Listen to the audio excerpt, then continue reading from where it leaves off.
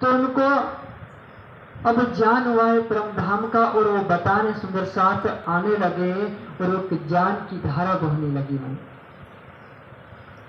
अब ज्ञान की धारा बहते और गांधी भाई के घर वो केंद्र बनाते हैं ज्ञान का। अब आपको देखने मिलेगा कि देवचंद्र जी के अंदर निरंतरता थी, एक अपने मंजिल के प्रति लगाव था, श्रद्धा थी, प्रेम था, तो उनको एक मंजिल प्राप्त हुई। परंतु अब उस ज्ञान को देखकर गांधी भाई वो किस प्रकार देवचंद्र जी की पहचान करते हैं और उनको पहचान करके एक समर्पण करते हैं। कहते हैं गांधी भाई से भी उत्सव रसोई हुई तो नई नई हाथों से भी हुआ अन्न में उमंग। वे गांधी भाई हैं,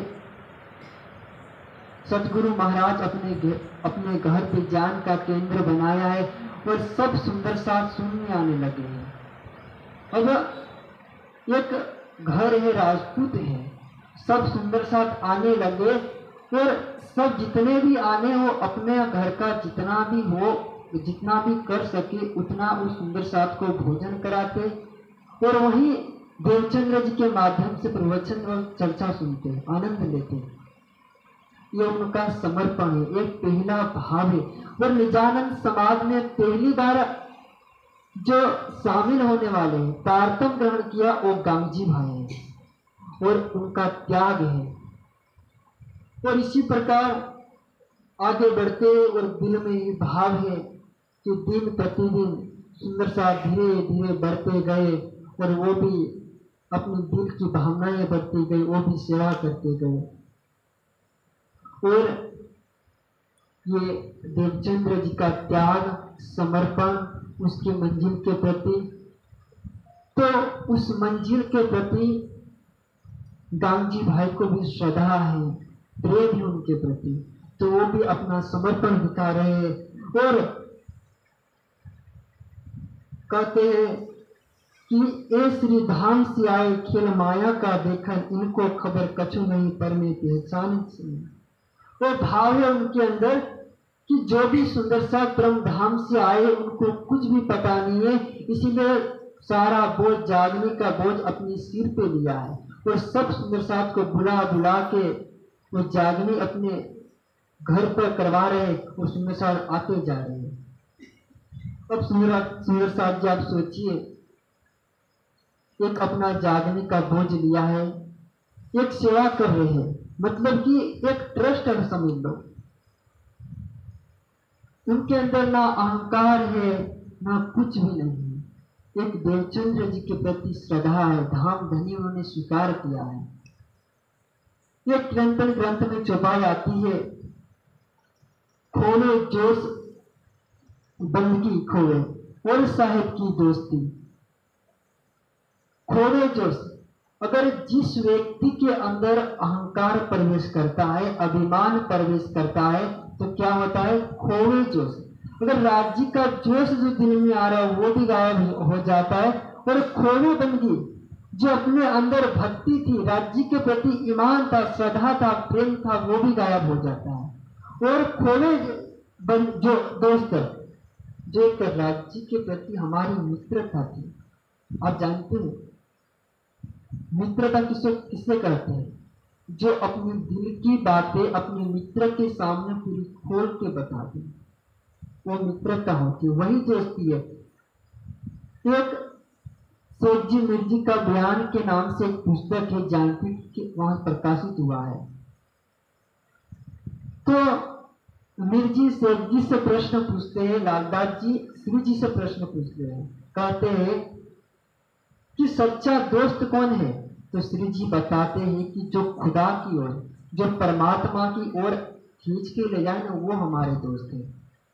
तो आप सोचिए कि संसार में हमारा सच्चा मित्र कौन है, दोस्त कौन है? जो हमेशा हमको हमारे साथ माया की बातें करे, क्या यही दोस्त है? नहीं, सच्चा मित्र हमारा राज्य है, वही दोस्त है। अगर जो हमारी दिल की बातें खोल के बताए तो उस राज्य से बताए, दुनिया से बताने से कोई फायदा नहीं। दुनिया हम बताएंगे, दुनिया 2 3 4 और बातें हमें सुनाएगी, और ये संसार की वास्तविकता है। क्योंकि समय के साथ हमें बदलना है, समय से साथ नहीं बदला तो समय हमें बदल देगा। तो इसी प्रकार आगे बढ़ते हैं। अब मैंने जैसे पहले कहा कि छोटा सा बीज रोपा और पौधा प्रारंभ हुआ, अब वट का वृक्ष होने जा रहा है। तो अजबाई की भतीजी मेघबाई, मेघबाई कौन थी? मेघराज की भाभी थी। जो अजबाई उनकी भतीजी लगती है। तो गांजी बाई की बहू अजबाई है, जो कि श्याम जी की पत्नी है। अब गांधी भाई के घर जो भी चमत्कार होता था सदगुरु के माध्यम से, तो साक्षात कृष्ण जी आते थे और सोने की कचेरी देते थे, कुछ ना कुछ देते ही थे। तो अजबाई है जो अपनी बुआ को, मेघबाई को जाके बताती है कि वो मेहराज जी की भाभी है, कि हमारे घर पे साक्षात कृष्ण जी आते हैं और ऐसी ऐसी लीला होती है, और साक्षात आते हैं। हम कभी हमारा खाना कभी नमक ज्यादा गिर जाता है, कभी ज्यादा तीखा हो जाता है, तो हमको डांटते भी है, टोकते भी है, और सोने की कचेरी भी देते हैं। अब इसी प्रकार मेघबाई को लगा कि ये सही में बोल रही है, ऐसे ही कह रही। तो जो मेघबाई है वो पहले अपने देवर गोवर्धन भाई को कहती है कि आप जाओ और अजबाई जो कहती है सही है या गलत है।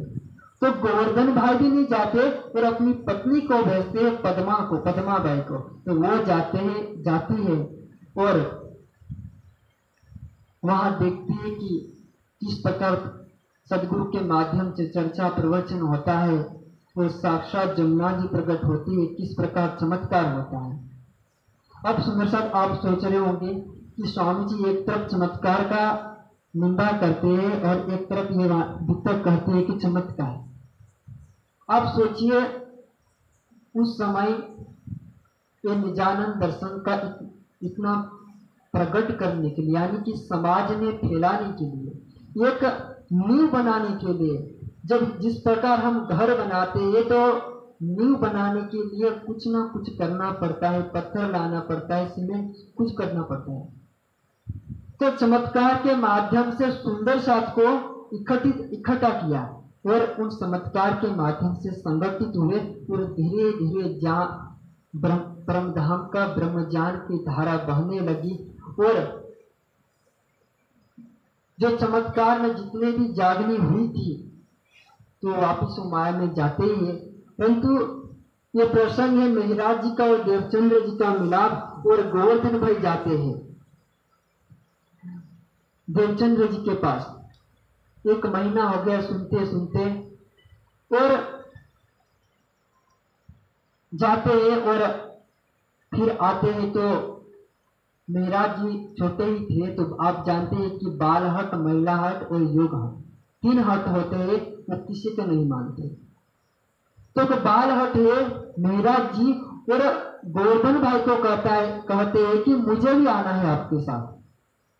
परंतु गोवर्धन भाई कहते हैं कि मैं सदगुरु की आज्ञा के बिना आपको ले जा नहीं सकता। तो 1 दिन हुआ नहीं ले गए, दूसरे दिन हुआ नहीं ले गए, और तीसरे दिन हुआ तुरंत भागते भागते वो भी चले गए और पीछे से भागते भागते चले गए जहां सदगुरु का गांधी भाई का घर था। और आखिर में अब ये दोनों स्वरूप का मिलाप होने जा रहा है।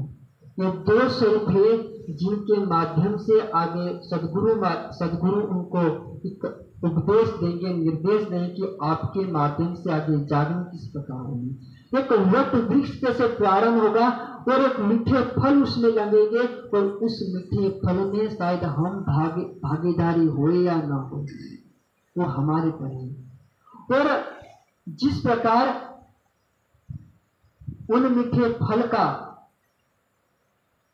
वृक्ष बनता है और जो फल है उन पुष्प लगे हैं, फूल लगे, फल लगे हैं, अगर उसकी खुशबू हमारे तक आए तो हम भी उस खुशबू से, उस ब्रह्मवाणी खुशबू से हमारा दिल पवित्र जरूर हो सकता, और उस अक्षरातीत से हमारा जो संबंध है और वहदत है वो पहचान हो सकती है। और इसी प्रकार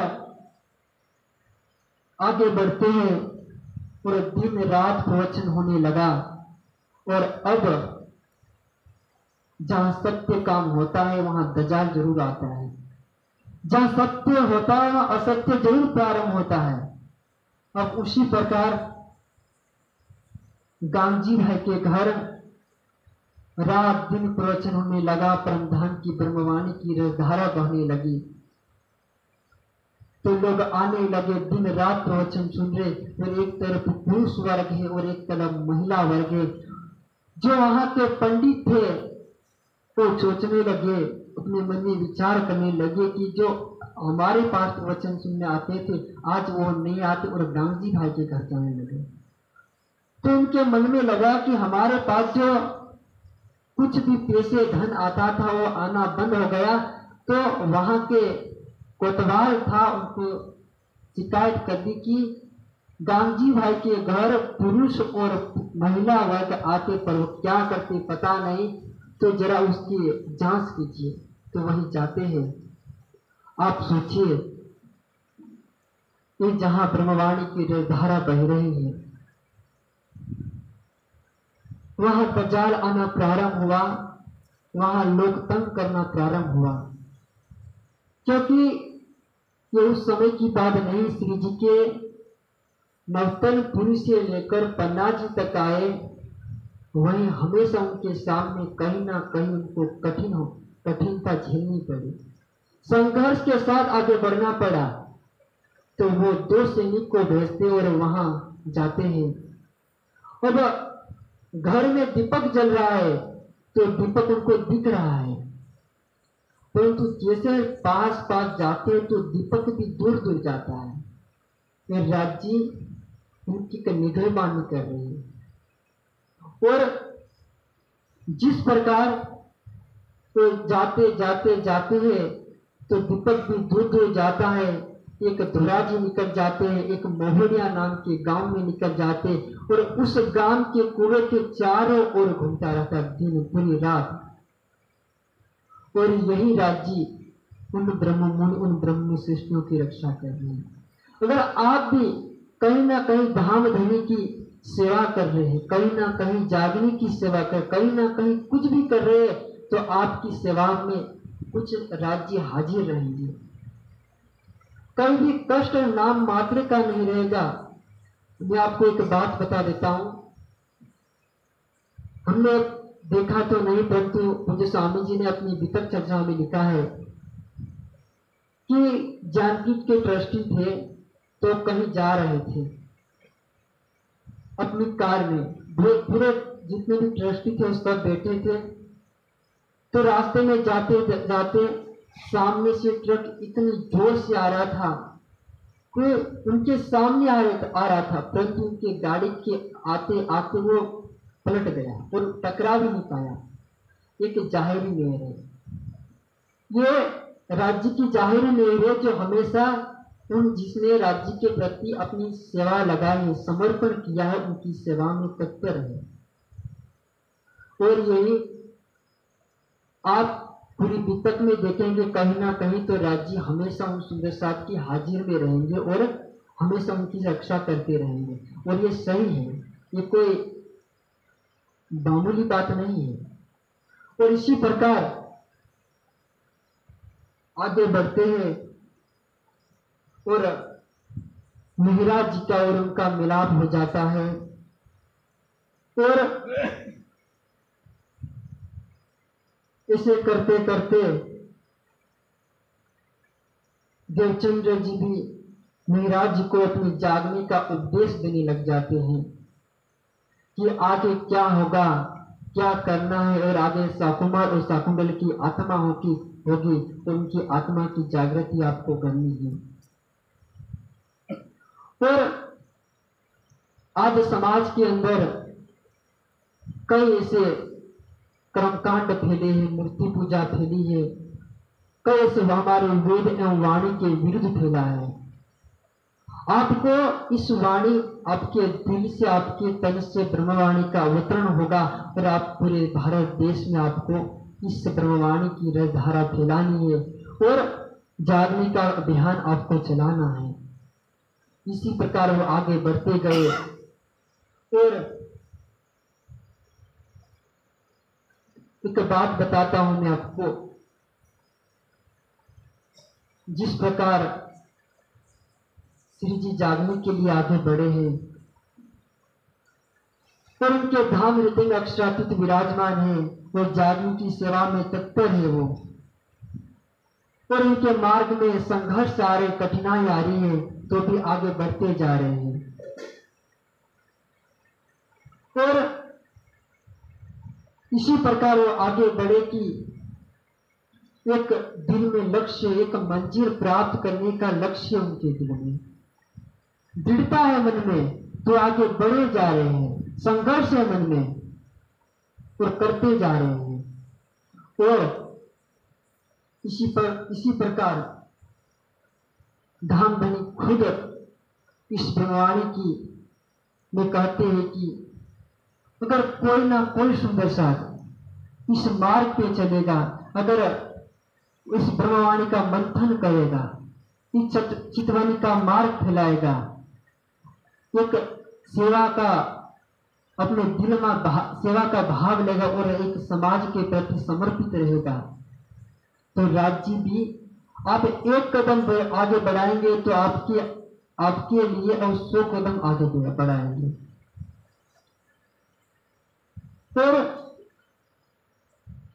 ये समय के साथ श्री जी भी बदल रहे हैं और देवचंद्र जी भी जीवन से एक 11 साल की उम्र से उन्होंने प्रश्न खड़े किए, तो 40 साल की उम्र में उन्होंने इनका जो मंजिल थे, जो लक्ष्य था, जो राज्य को प्राप्त करने का था, वो भी उन्होंने प्राप्त किया। और अब मेहराज जी है, उनके तन से अब ये लीला होने प्रारंभ होने जा रही है। ये नवतरपुर की लीला है। अब यहाँ से किस प्रकार कसौटी पर कसा जाता है मेहराज जी को, और कई प्रकार के कष्ट उठाते हैं बिहारी जी पर, उन पर कष्ट देते हैं और एक आगे का मार्ग का पलायन करते हैं। और इसी प्रकार देवचंद्र जी भी उनको उपदेश देते हैं और आगे बढ़ते हैं। और मैं देवचंद्र जी की जीवनी का एक बात बता देता हूं, जो हमारे जीवन का पहला सूत्र होना चाहिए। अगर समय के साथ हम नहीं बदले तो समय हमें बदल देगा, क्योंकि देवचंद्र जी जीवन से उन्होंने प्रारंभ किया और समय से बदलना प्रारंभ हुए, और वो खुद बदले नहीं तो उनको समय बदल देता।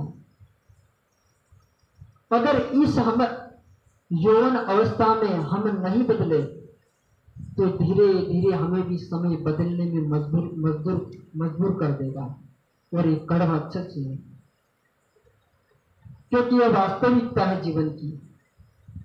और ये विपद है, और विपद का हर प्रसंग हमारे जीवन में उतारना है, क्योंकि ये प्रसंग जीवन में उतार देंगे तो जीवन भी हमारा समय के साथ बदल जाएगा, नहीं तो समय फिर हमें बदल देगा। और मैं ज्यादा नहीं कहूंगा, और इन्हीं शब्दों के साथ मैं मेरी वाणी को विराम करूंगा। बोले श्री प्राणनाथ प्यारे की जय।